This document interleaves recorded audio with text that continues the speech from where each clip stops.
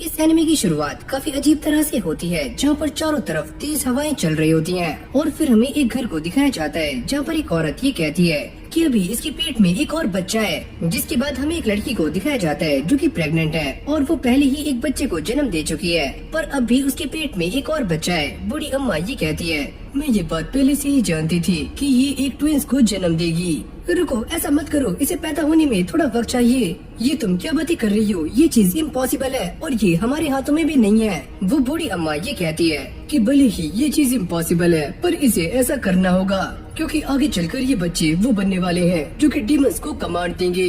कहानी चेंज होती है और फिर हमें एक बंदे को दिखाया जाता है जो काफी सैड है और वो ये कहता है कि वो दोनों बच्चे जो दिन और रात को अलग अलग करेंगे, वो दोनों ही तबाही पैदा हो चुकी हैं। और फिर हमें एक टोकरी को दिखाया जाता है जिसमें वो दोनों ही बच्चे हैं, जिसमें ये दोनों ही बच्चे काफी क्यूट लग रहे होते हैं, पर शायद बस अभी तक। फिर हमारी कहानी 16 साल बाद आगे जाती है जहाँ पर हमें एक बंदे को दिखाया जाता है जिसने आसमान में उड़ रही चिड़िया को काफी आराम से निपटा दिया होता है। इस बंदे के बाल एकदम पीले कलर के हैं और आंखें एकदम लाल हैं और वो आसमान में उड़ते हुए जेट्स को देखकर ये कहता है, अरे वाह कितने अच्छे ड्रैगन्स हैं, लगता है इन दोनों का ही पेट खराब है जिससे ये फाट कर रहे हैं। अब यूरो अपने शिकार को लेकर दोबारा से अपने गांव की तरफ लौट जाता है और हाँ, इस बंदे का नाम है यूरो, जहाँ पर एक और बंदा इसका इंतजार कर रहा होता है जो इसका दोस्त है जिसका नाम है डेंजी। डेंजी उसके ऊपर काफी गुस्सा कर रहा होता है कि तुम मुझे अपने साथ लेकर क्यों नहीं गए, और अगर तुम्हें माउंटेन्स पर कुछ हो जाता तो तुम्हारा साथ कौन देता। पर यूरो उसे समझाता है कि ऐसा कुछ भी नहीं होगा क्योंकि हमारे विलेज के लेफ्ट और राइट गार्डियंस मेरी रक्षा करने के लिए हमेशा तैयार हैं।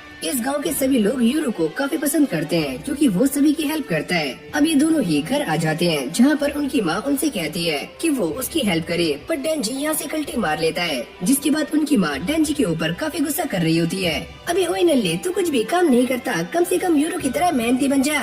जिसके बाद यूरो अपनी छोटी बहन के बारे में पता करता है जिसका नाम है आशा। उसकी मॉम ये बताती है कि वो अंदर है और वो अपनी ड्यूटी को परफॉर्म कर रही है। ये सुनते ही यूरो उससे मिलने के लिए उसके पास आ जाता है। अरे आशा, तुम कैसी हो? मैं एकदम सही हूँ और आपका स्वागत है। और यहाँ पर आशा एक लकड़ी के जेल के अंदर होती है और यूरो उसे सारा कुछ बताता है कि उसने आज किसका हंट किया। जब वो ये कहता है कि उसने आज एक बर्ड का शिकार किया है तो उसकी बहन काफी खुश होती है, पर यूरो ये कहता है कि उसे एक जंगली बोर या फिर एक भालू का शिकार करना था क्योंकि इस बार उनके गांव में बिल्कुल भी बारिश नहीं हुई है, तो खाने का भी कुछ अता पता नहीं है कि उसका जुगाड़ कहाँ से होगा। यूरो अपनी बहन को ये भी बताता है कि ऐसा भी हो सकता है कि इस बार विंटर्स में हमारे पास खाना काफी कम पड़ जाए, तो मुझे उसका भी जुगाड़ करना होगा। आशा उससे कहती है कि ऐसा नहीं हो सकता कि गांव के जितने भी अडल्ट्स हैं वो बाहर जाकर काम ढूंढे। हाँ ऐसा हो सकता है, पर तुम्हें क्या लगता है कि मैं बाहर नहीं गया हूँगा? मैंने काफी ज्यादा हंटिंग की है, पर मुझे और भी ज्यादा प्रो बनना है, और अगर मैं किसी तरीके से इस विलेज में डोमिनेट कर पाता हूँ तो मुझे यहाँ से बाहर जाने की जरूरत नहीं पड़ेगी।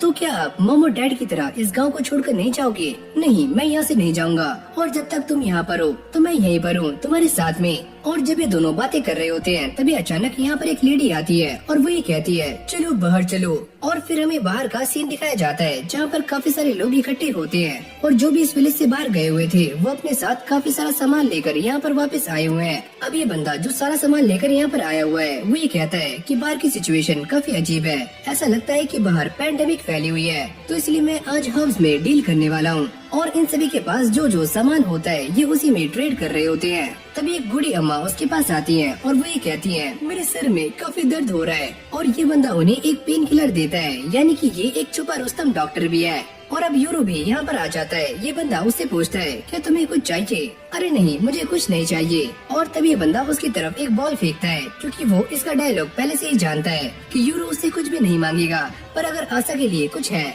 तो वो उसे दे दे। यूरो इस बॉल को देखकर काफी खुश होता है, जिसके बाद ये बंदा वापस चला जाता है और फिर हमें दिखाया जाता है कि यूरो और डेंजी काम कर रहे होते हैं। डेंजी ये कहता है कि मैं भी इस गाँव से बाहर जाना चाहता हूँ। यूरो उससे पूछता है, क्या सच में बाहर की दुनिया इतनी अच्छी है? पर यूरो उससे मना करता है कि वो हमेशा ही इस गांव में रहना चाहता है और वो अपनी बहन को छोड़कर यहाँ से नहीं जाएगा। तो डेंजी उससे कहता है, एक काम करो, अपनी बहन को लेकर यहाँ से निकल जाओ और तुम दोनों आराम से घूम सकते हो। यूरो उससे कहता है कि वो मेरी एक काफी इम्पोर्टेंट जिम्मेदारी है, तो मैं ऐसा नहीं करूँगा। डेंजी उससे कहता है, पर तेरी बहन है कौन? तूने मुझे आज तक उससे नहीं मिलवाया। अबे मिलवा तो सही। डेंजी उसके ऊपर मक्खन लगाने का काफी ट्राई कर रहा होता है कि यूरो उसे अपनी बहन से मिलवा दे, पर यूरो उसे साफ मना कर देता है, चल बे निकल। अब ये दोनों ऐसे ही फाइट कर रहे होते हैं, पर तभी अचानक उन्हें किसी चीज की आवाज आती है और वो दोनों ही चौकन्ने हो जाते हैं। डेंजी ये कहता है कि मैं ये जानता हूँ कि वो पक्का एक ड्रैगन है। यूरो ये कहता है अरे हाँ मैंने भी वो आवाज पहले सुनी है। और फिर हमें दिखाया जाता है आसमान में एक एरोप्लेन और ये आवाज उसी की होती है और उसके अंदर से ही धुआं बाहर निकल रहा होता है जिसको ये ड्रैगन समझ रहे हैं। और तभी अचानक हम ये देखते हैं कि इस पूरे विलेज के ऊपर 2 हेलीकॉप्टर्स उड़ने शुरू हो जाते हैं और ये सारे के सारे गाँव वाले उसे काफी गौर से देख रहे होते हैं क्योंकि यहाँ पर काफी तेज हवाएं चल रही होती हैं। और तभी अचानक एक बंदा किसी गांव वाले का सर उड़ा देता है और जंगल में चारों तरफ मिलिट्री आ जाती है। एक बंदा गांव वाले को गन से उड़ा देता है। अब कुछ बंदे ग्रैनी के पास आते हैं और वो भी उन्हें देखकर काफी हैरान हो रही होती है कि आखिरकार ये लोग कौन हैं और यहाँ पर क्या कर रहे हैं। लगता है हमारा बैरियर टूट चुका है और शायद ये सारे यूरो के पीछे हैं, तो जल्दी से उसे लाओ और छुपा दो। अब अगले सीन में हम ये देखते हैं कि इस गाँव के काफी सारे लोग मारे जा चुके हैं और कुछ की हालत काफी खराब है। डेंजी और यूरो भी ये सारा कुछ देख रहे होते हैं और तभी डेंजी अपनी माँ के लिए भागता है क्योंकि उसे अपनी माँ की चिंता हो रही होती है। आगे जाते हुए वो ये देखते हैं कि सामने 2 आर्मी के बंदे खड़े हुए हैं। यूरो उनके ऊपर एरो से अटैक करता है पर वो इनके ऊपर गोलियां बरसा रहे होते हैं। डेंजी की ये सारा कुछ देखकर काफी फटनी शुरू हो जाती है पर शायद से यूरो ने इन दोनों को ही मार दिया है। इस गन को देखकर यूरो को समझ नहीं आता कि आखिरकार ये क्या चीज है, पर ये जो भी चीज है काफी खतरनाक है। अब ये ऐसे ही आर्मी वालों को इंजर्ड करते हुए आगे भाग रहे होते हैं और आसमान में हेलीकॉप्टर को नोटिस कर रहे होते हैं। इन्हें ऐसा लगता है कि वो ड्रैगन है। जिसके बाद ये दोनों ही गांव के गेट के पास आ जाते हैं। वो ये देखते हैं कि यहाँ पर 2 हेलीकॉप्टर्स आसमान में उड़ रहे हैं। यूरो ये सोचता है कि शायद वो इनसे जीत नहीं पाएंगे। डेंजी को अपनी माँ की चिंता हो रही होती है और यूरो को भी अपनी बहन के लिए वहाँ जाना होगा। जिसके बाद वो एक पत्थर को उठाना शुरू करता है और डेंजी से उसमें हेल्प मांगता है। और तभी अचानक हम ये देखते हैं कि इन दोनों ही गार्डियंस में से किसी एक के नीचे एक सीक्रेट रास्ता होता है जिससे कि वो आसानी से गांव में जा सकते हैं। यानी कि इसी तरह ही ये दोनों डिवाइन गार्ड्स पूरे विलेज को प्रोटेक्ट करने वाले थे। अब अगले सीन में हमें रेड हुडी में एक लड़की को दिखाया जाता है और वो सभी गाँव वालों के सामने खड़ी होती है। अरे गाँव वालों तुम कैसे हो? और वो सारे उसे देखकर काफी हैरान हो रहे होते हैं कि ये कौन है। लेकिन तभी हम ये देखते हैं कि ये लड़की अपने हाथ के जेस्चर से सामने खड़े हुए सारे के सारे लोगों को मारना शुरू कर देती है और ये उन्हें काफी गंदे तरीके से मार रही होती है। यहाँ तक कि इसने औरतों को भी छोड़ा नहीं होता। पर वो एक बच्ची के पास आकर उससे कहती है कि मैं बच्चों पर हाथ नहीं उठाती, पर वो साथ में खड़े हुए एक आदमी को जान से मार देती है और इसके मारने का तरीका काफी गंदा होता है। और तभी उसके पास एक कॉल आती है और वो ये बताती है कि मैंने यहाँ के सारे एरिया को संभाल लिया है और अब तुम आगे आ सकते हो। और वैसे इस लड़की का नाम है गाबी और ये ग्राउंड स्क्वाड से बात करने का ट्राई कर रही होती है पर उनकी तरफ से कोई भी रेस्पॉन्स नहीं आता। सीन चेंज होते ही हम धीरा को देखते हैं जिसने स्क्वाड के काफी सारे बंदों को निपटा दिया होता है और वो इन्हें मारने के लिए स्वॉर्ड का और साथ में बंदूक का भी इस्तेमाल कर रहा होता है। यानी कि वो गन चलाना काफी अच्छे से जानता है। अब ये अपना iPhone 17 Pro Max बाहर निकालता है और किसी लड़की को फोन लगाते हुए उससे ये कहता है कि सुनो मैं बात कर रहा हूँ और मैंने तुम्हें कांटेक्ट किया है। इसका मतलब सिचुएशन काफी खराब है और मैं तुमसे ये कहना चाहता हूँ कि हम अपना मीटिंग स्पॉट चेंज करने वाले हैं। सीन चेंज होते ही हम एक लड़की को देखते हैं जिसने इस ग्रैनी को जान से मार दिया है और अब वो आशा के सामने खड़ी होती है और वो भी अपने हाथ का एक जेस्चर करती है और इस जेल को एक ही झटके में तोड़ देती है जिससे आशा भी इंजर्ड हो जाती है। और तभी यूरो भी यहाँ पर आ जाता है और ये लड़की उसे देखकर ये कहती है ओह अच्छा तो तुम हो यूरो, मैं तुम्हें ही लेने यहाँ पर आई हूँ और मैं तुम्हारे अलावा सभी को जान से मार दूंगी। ये सारी बातें सुनने के बाद यूरो काफी शॉक्ड हो जाता है और वो ये कहता है कि तुम ऐसा क्यों कर रही हो और वो इसके ऊपर अटैक कर देता है। फिर हमें बाहर का सीन दिखाया जाता है जहाँ पर धीरा के हाथ में अब भी एक गन होती है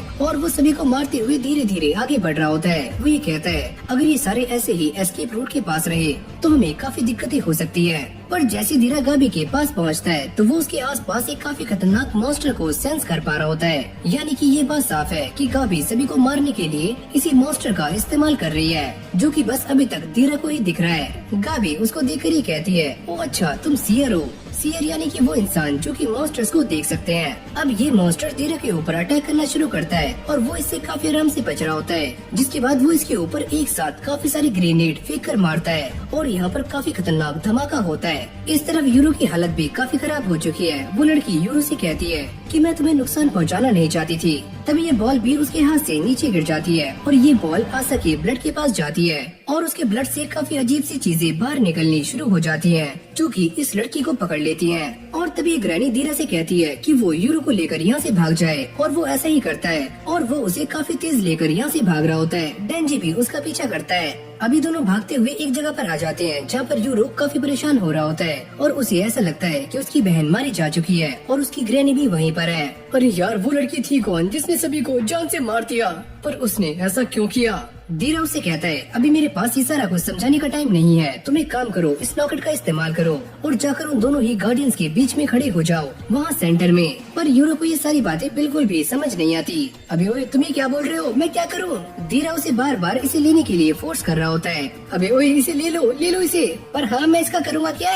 यूरो उसकी बात मानते हुए आगे जाता है और वो इस जगह पर इस लॉकेट को रखने वाला होता है, पर यहाँ पर काफी कचरा है। धीरा उसे कहता है, अबे ओए, इसे साफ कर ले, वो भी जल्दी से। अब जैसे यूरो इसे साफ करके लॉकेट को वहाँ पर रखता है तो धीरा उसका सर जोर से यहाँ पर देकर मारता है, जिससे उसका थोड़ा ब्लड इस लॉकेट पर गिर जाता है और ये स्नाइपर भी उसे मारने के लिए रेडी हो चुका है। पर तभी अचानक हम ये देखते हैं कि ये लॉकेट ग्लो करना शुरू कर देता है और साथ में आसपास के ये दोनों गार्डियंस भी। और अगले पल हम ये देखते हैं कि दो गोल्डन डीमंस ने इन दोनों ही हेलीकॉप्टर को काफी जोर से जकड़ा हुआ है और वो उसे काफी बुरी तरह से क्रश कर रहे हैं। जिसके बाद धीरा यूरो को लेकर यहाँ से भागता है। गाबी ये सारा कुछ नोटिस कर रही होती है और वो ये कहती है कि अब मैं घर कैसे जाऊंगी, मुझे चलने में काफी मौत आती है। उसका डीमन उससे कहता है और गाबी उसकी बातों को काफी आराम से समझ रही होती है। जैसे ही ये सारा धुआं छटता है हम ये देखते हैं कि धीरा ने यूरो को बचा लिया है और तभी सामने से कुछ आवाजें आ रही होती हैं, जैसे कुछ लोग बातें कर रहे हों।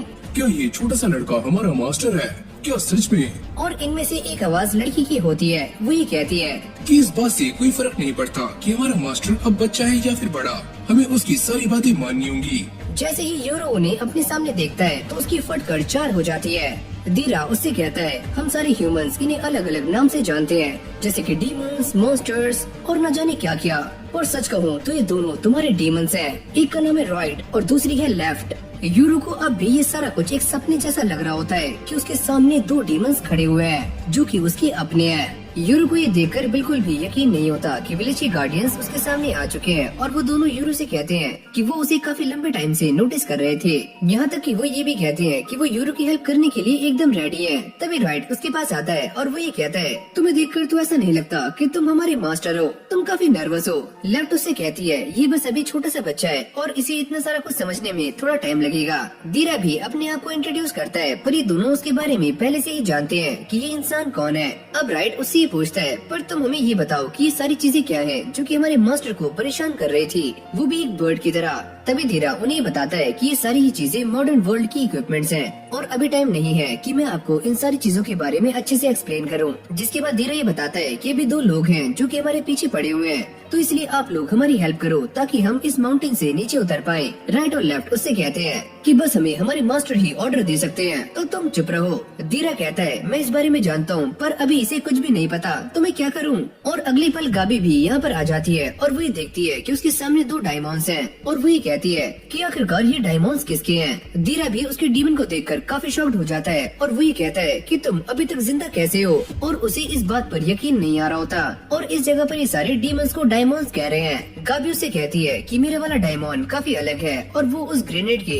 अटैक को काफी आराम से झेल गया। ये कोई ऐसा मॉन्स्टर नहीं है, ये काफी यूनिक है। तभी गाबी यूरो को देखकर ये कहती है, तुम्हें देखकर ऐसा लगता है कि तुम आशा के भाई हो, यानी कि आशा का भाई अब भी जिंदा है। और तभी यूरो के सामने वो सारे लोग आते हैं जो कि इस गांव में मारे गए हैं। गाबी उससे कहती है कि चलो तुम मेरे साथ चलो। यूरो से पूछता है कि तुमने ही इन सारे गांव वालों को मारा है, और गाबी इसमें हाँ में जवाब देती है। जिसके बाद राइट उससे कहता है कि तुम हमें ऑर्डर दे सकते हो, हम पूरी ताकत लगा देंगे इसे जान से मारने में। लेकिन यूरो उन्हें मना कर देता है। वो ये कहता है कि आप दोनों इस विलेज के गार्डियंस हो, तो मैं आपको ऑर्डर नहीं दे सकता।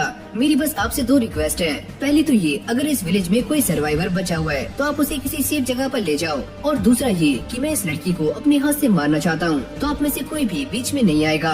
राइट ये बातें सुनने के बाद काफी खुश हो जाता है और उसे आइडिया काफी अच्छा लगता है। अब अगले सीन में हमें दोबारा से आशा को दिखाया जाता है जो कि इस ओल्ड लेडी को पटक कर मारती है, और वो ये कहती है कि अभी तो मैं यहाँ से जा रही हूँ, पर तुम्हें उस बात का भुगतान करना होगा जो कि तुमने की थी। और ये बोलने के बाद वो यहाँ से निकल जाती है और फिर हमें दोबारा से राइट को दिखाया जाता है जो कि गाबी पर अटैक करने के लिए सामने से आता है। पर जैसे ही गाबी उससे बचती है तो वो उड़ते हुए उससे कहता है कि तुम्हें लेफ्ट से बचकर रहना है, वो लड़की काफी खतरनाक है, उसके अंदर काफी गुस्सा है। और अगले पल हम ये देखते हैं कि लेफ्ट गाबी की एक जोरदार किक मारती है जिससे वो उड़कर काफी दूर जाकर गिरती है। और इसी मौके का फायदा उठाकर यूरो उसके ऊपर एरो से शूट कर देता है जो कि उसके पैर के आर पार हो जाता है। अब जैसे वो दूसरे एरो से गाबी पर अटैक करने वाला होता है तभी उसका डायमंड उसे लेकर यहाँ से उड़ जाता है और यूरो ये देखकर काफी शॉक था। इस तरफ राइट ये नोटिस करता है कि सामने एक लड़की है और वो इसे उठा रहा होता है, पर इस लड़की को बिल्कुल भी अंदाजा नहीं होता कि उसके आसपास कौन है, क्योंकि नॉर्मल इंसान डायमंड्स को देख नहीं सकते। पर अगले पल हम ये देखते हैं कि राइट अपनी पावर्स का इस्तेमाल करते हुए उस लड़की के सामने आ जाता है और वो ये कहता है, अरे ओए बच्ची तुम कैसी हो, और वो इसे देखकर दोबारा से बेहोश हो जाती है। फिर हमें कुछ टाइम बाद का सीन दिखाया जाता है जहाँ पर राइट ने काफी सारे बच्चों की जान बचा ली है और वो उन सभी को लेकर एक सेफ जगह पर आ जाता है। राइट ये सोच रहा होता है कि जिन लोगों ने भी इस विलेज पर अटैक किया है उन्होंने बस अडल्ट्स को ही निशाना बनाया है। तभी अचानक से आशा भी यहाँ पर आ जाती है जो कि राइट को देखकर उसके ऊपर एक काफी खतरनाक अटैक करती है, पर राइट इस अटैक को चीर देता है जिससे यहाँ पर एक काफी खतरनाक धमाका होता है। वो ये कहता है, तुम मेरे ऊपर ऐसे अटैक कैसे कर सकती हो, मेरे मास्टर ने मुझसे कहा है कि मुझे इस विलेज के लोगों को बचाना है। जिसके बाद आशा यहाँ से भाग जाती है, पर उसे आशा के अंदर से कुछ जानी पहचानी स्मेल आती है। फिर हमें दोबारा से गाबी को दिखाया जाता है जिसकी फटकर 4 हो चुकी है और वो अपने आप को बचाने के लिए अपने डायमंड का इस्तेमाल कर रही होती है, पर वो ये देखती है कि लेफ्ट काफी पावरफुल है और वो इस दरवाजे को खोलने का काफी ट्राई कर रही है। जिसके बाद लेफ्ट अपनी पूरी ताकत का इस्तेमाल करती है और इस डायमंड के मुंह को खोल देती है। यूरो एरो से अटैक करता है और ये एरो जाकर सीधा गाबी की छाती के आर पार हो जाता है। अगली पल आशा भी यहाँ पर आ जाती है जो कि आते ही यहाँ पर एक जोरदार ब्लास्ट करती है, जिसके बाद वो गाबी के पास आ जाती है। यूरो उसे देखकर अपने एरो को उसके ऊपर तान देता है और वो ये पूछता है कि अब तुम कौन हो, और वही कहती है, मैं तुम्हारी बहन आशा हूँ। पर मेरी बहन इतनी बड़ी कैसे हो सकती है, वो कभी भी इतनी लंबी नहीं थी। पर यूरो को उसकी बातों पर बिल्कुल भी यकीन नहीं होता। तभी राइट भी यहाँ पर आ जाता है और वो ये बताता है कि मुझे इसकी बॉडी के अंदर से बिल्कुल वैसी ही स्मेल आ रही है जैसे कि तुम्हारी बॉडी में से, यानी कि तुम दोनों सिबलिंग्स हो। अब जैसे यूरो ये सुनता है तो वो काफी शॉक्ड हो जाता है, जिसके बाद वो आशा से ये पता करता है कि आखिरकार वो लड़की कौन थी जो कि इतने टाइम से हमारे साथ रह रही थी। अब आशा उसे सारा कुछ एक्सप्लेन करना शुरू करती है कि हमारे पेरेंट्स 10 साल पहले इस गांव से चले गए थे और वो अपने साथ मुझे भी लेकर गए थे, पर ये गांव वाले इस बात को नहीं चाहते थे कि आप भी यहाँ से चले जाओ, तो इसलिए उन्होंने एक नई आशा बनाई और वो ये जानते थे कि जब तक आपकी बहन यहाँ पर रहेगी तो आप इस विलेज को छोड़कर यहाँ से नहीं जाओगे। और जैसे वो यूरो को ये सारी बातें समझा देती है, पर अब भी उसे काफी गुस्सा आ रहा होता है और उसने आशा के ऊपर अपनी एरो को ताना हुआ होता है। तभी धीरा उससे कहता है, अगर तुम अपने भाई से मिल चुकी हो तो तुम पीछे हट सकती हो, पर यूरो इस बात के लिए मना कर रहा होता है। धीरा उसे समझाने का काफी ट्राई करता है कि शायद तुम नहीं जानती, ये लोग तुम्हारे लिए ही यहाँ पर आए हैं और ये लोग काफी स्ट्रांग है और अगर ये चीजें ऐसी ही चलती रही तो विलेज वालों को काफी नुकसान हो सकता है। यूरो उनसे कहता है कि वो गाबी को जान से नहीं मारेगा अगर ये सारे गाबी को लेकर यहाँ से चले जाते हैं, और आशा उसकी बातों को मान लेती है। जिसके बाद यूरो अपने साथियों के साथ यहाँ से निकल जाता है और अब गाबी आशा से ये पूछती है कि तुमने उसे पकड़ा क्यों नहीं। आशा उससे कहती है कि मैं बस उसके दिल का दर्द देखना चाहती थी और मैं इस बात से काफी खुश हूँ कि मेरा भाई अब भी जिंदा है, और ये बात सोचते ही उसकी आंखों में आंसू आ जाते हैं। अगली पल ग्रैनी दोबारा से इस विलेज के बैरियर को एक्टिवेट करना शुरू कर देती है और गाबी आशा से कहती है कि हमें काफी जल्दी यहाँ से निकलना होगा वरना हम इस विलेज में ही ट्रैप हो जाएंगे। अब अगले सीन में हमें कुछ लोगों को दिखाया जाता है जो कि ट्रैकिंग करने के लिए इस माउंटेन पर आए होते हैं और वो इसी के बारे में बातें कर रहे होते हैं कि उन्हें कुछ टाइम पहले कुछ चॉपर्स की आवाज सुनाई दी थी और वो ये कहते हैं कि शायद से वो चॉपर्स यहाँ पर इसलिए आए होंगे क्योंकि इस माउंटेन पर ऐसी काफी सारी चीजें हैं जिनके बारे में किसी को भी पता नहीं है और कोई भी इतनी ऊपर नहीं जाता। ये बंदा कहता है कि उस जगह पर एक ऐसा विलेज भी है जो कि अपने आप ही गायब हो जाता है। अगर कोई इंसान वहाँ पर जाता है तो वो कभी भी वहाँ से लौट कर नहीं आता क्योंकि वो विलेज अपने आप ही गायब हो जाता है। यूरो और धीरा विलेज में जाने का ट्राई कर रहे होते हैं पर वो विलेज अपने आप ही गायब हो चुका है। तो धीरा उससे कहता है कि वो लोग पहले ही जान चुके हैं कि तुम उस विलेज में हो तो वो तुम्हारे ऊपर कभी भी अटैक कर सकते हैं, तो इसलिए हमें इससे बचने के लिए बाहर की दुनिया के साथ ब्लेंड होना होगा। और अभी दोनों बाहर आ जाते हैं जहाँ पर धीरा की एक दोस्त जिसका नाम है हाना वो इन दोनों का इंतजार कर रही होती है, लेकिन अगली पल वो धीरा पर काफी गुस्सा करती है। वो ये कहती है पर तुमने मुझसे कहा था कि तुम एक इंसान को लेकर यहाँ पर आओगे, पर ये 2 डायमंड्स यहाँ पर क्या कर रहे हैं? यानी कि हाना भी डायमंड्स को देख सकती है, एकदम धीरा की तरह। जिसके बाद धीरा उसे बताता है कि इस टाइम यूरू की जान काफी खतरे में है, तो उन्हें काफी जल्दी यहाँ से निकल जाना चाहिए। अब जैसे ही राइट और लेफ्ट इस गाड़ी को चेक करते हैं तो उन्हें समझ नहीं आता कि आखिरकार ये क्या चीज है। जिसके बाद हाना उन सभी के सामने अपने आप को इंट्रोड्यूस करती है और वो ये बताती है कि वो धीरा की जूनियर है।